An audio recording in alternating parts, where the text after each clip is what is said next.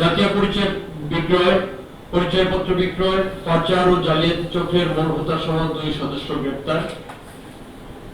জাতীয় পরিচয়পত্র তথ্য অবৈধভাবে বিক্রয়, পাচার এবং জালিয়াতির মাধ্যমে বিপুল পরিমাণ অবৈধ অর্থ উপার্জনের অভিযোগে একটি শক্তিশালী প্রতারক চক্রের 2 সক্রিয় সদস্যকে গ্রেপ্তার করেছে সিপিসি। সিপিসি হচ্ছে আপনারা জানেন সিআইডির একটা গুরুত্বপূর্ণ অর্গান।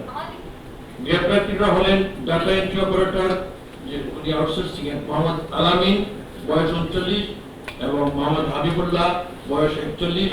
তিনি হচ্ছেন অফিস সহকারী কাম কম্পিউটার অপারেটর। উনি গজারিয়া উপজেলা নির্বাচন অফিসে ওনার পোস্টিং। গোপন সংবাদের ভিত্তিতে পরিচালিত এই অভিযানে গত 14 জানুয়ারি 2026 তারিখে রাজধানীর আগারগাঁ নির্বাচন অফিস থেকে নির্বাচন কমিশনের ঊর্ধ্বতন কর্মকর্তাদের সহযোগিতায় প্রথমে আলামিনকে রাত 10:30টায় গ্রেপ্তার করা হয়। পরবর্তীতে তার কাছ থেকে জিজ্ঞাসাবাদ এবং আমাদের যে নিজস্ব টেকনিক আছে সেটার ভিত্তিতে 15 জানুয়ারি গতকাল রাত্রে 12:10-এ তাকে মোহাম্মদপুরের চন্দ্রিমা হাউজিং এলাকায় অভিযান চালিয়ে হাবিবুল্লাহকে গ্রেপ্তার করা হয়। সেই নেতৃত্ব দিয়েছেন আমাদের অতিরিক্ত পুলিশ সুপার মোহাইমেন, যিনি সিপিসিতে কর্মরত।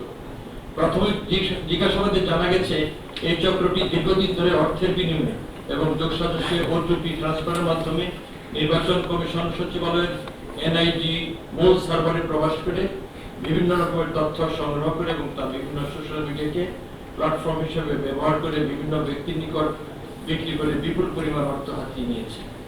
তারা সাধারণ মানুষের সরলতার সুযোগ নিয়ে এবং ডিজিটাল সিস্টেমের অপব্যবহার করে এই অবৈধ তথ্য বিক্রির বাণিজ্য সিন্ডিকেট গড়ে তুলেছিল।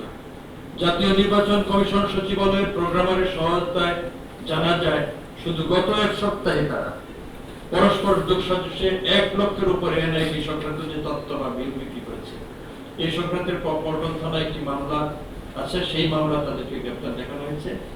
এই চক্রের সাথে আর কে কে জড়িত আছে বা তারা কি পরিমাণ টাকা এই পর্যন্ত